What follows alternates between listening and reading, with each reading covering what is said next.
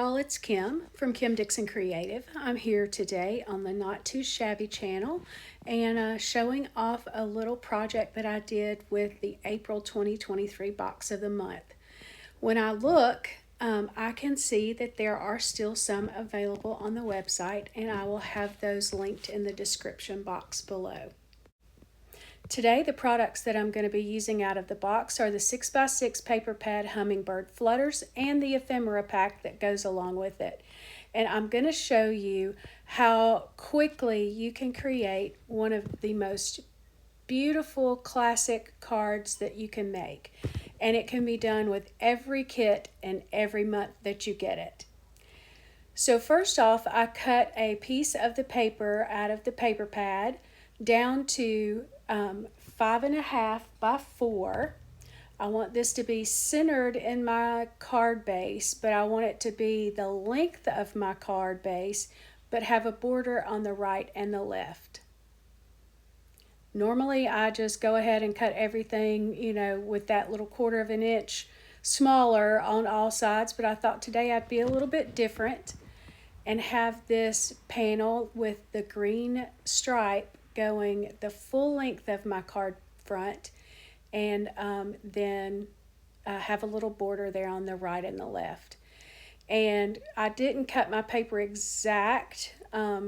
Either my card base was a little different, or the paper, it's just a smidge longer than it should have been. So I'm going to take my long Tim Holtz shears and just shave that little piece off. And that's just me being picky, because you could have totally left it like it is and no one would have really known. And I cut a little oval out of the pink polka dot. This is a die set. I believe this is Gina K Designs, one of the master layouts. I believe it is. I keep some of these handy, and because I use them a lot, they're just classic shapes. So and I'm just using my little Tim Holtz pick and poking out the little pieces there of the scallops. I thought that really looked pretty. It reminded me of lace, and just really genteel and soft and very feminine. And I'm going to end up deciding to put that oval down on the bottom right corner. And I'm going to glue that straight down. And you see I've already got a couple of pieces of the ephemera picked out and to use. So I'm going to glue that little oval right down there. Y'all, this particular kit is just beautiful. All of the elements in this kit are just, they're beautiful. And then you have the cute little bees, and let's not even mention the dachshund that's in the other stamp set and paper pad. So I'm going to take the ephemera and just kind of play with it and figure out how I want it to go. And I can't quite get all of it like I wanted it. Just looks too crowded, so ixnay on the flowers. And I'm just going to go very simple and put that little hummingbird there, and then I'm going to put that little sentiment card right at the top left. I really liked that there was scripture in this month's kit. I do a lot of cards for people at church, at my church, and so it's nice to have some scripture added in there from time to time. There's not a lot of it, so if you're not one to use scripture, you're not going to be wasting your money. It's just a tiny bit. And as you see, I popped that hummingbird up with some foam tape. Now this foam tape I did get from the Not Too Shabby shop. It's the Express It foam tape. I've got it into the 2 sizes, and I will also link that in the description box below.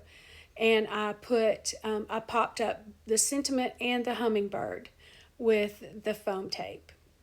So not to be outdone, I'm still going to use that little flower and those leaves. I'm going to put that on the inside of my card, down in the bottom left. Just going to glue that in just to bring a little bit of the outside in and a little interest.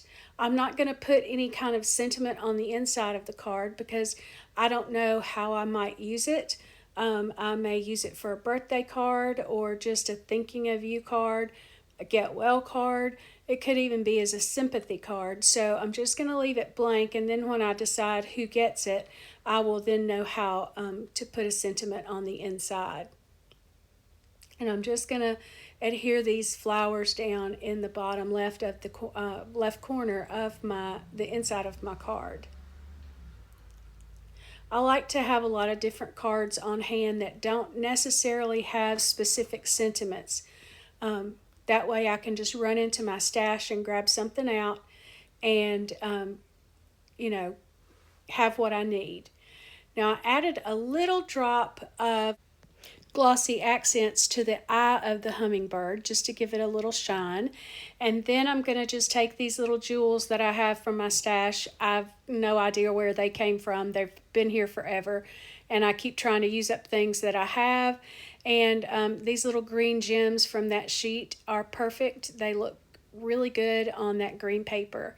And I'm just going to put 3 in the bottom left and the top right corner of the card just to give it a little just a little sparkle. I'm, you know me, I'm going to have some dimension and I'm going to have some sparkle. So get those on there. And, the rule of 3, I always put 3 or an odd number. And typically for me, it ends up being a triangle just because I'm not good at placing gems that well. So that's our card. That's how quick it came together. And I mean, I didn't speed up this video.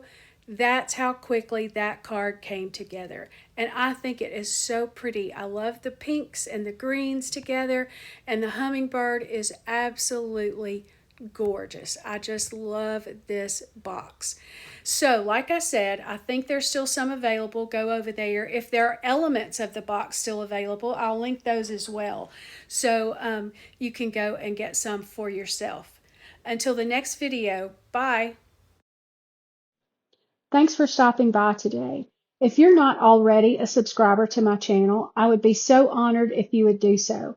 And hit the little bell icon so that you can be notified every time I upload a new video.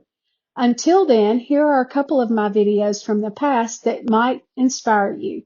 Thanks again. Bye.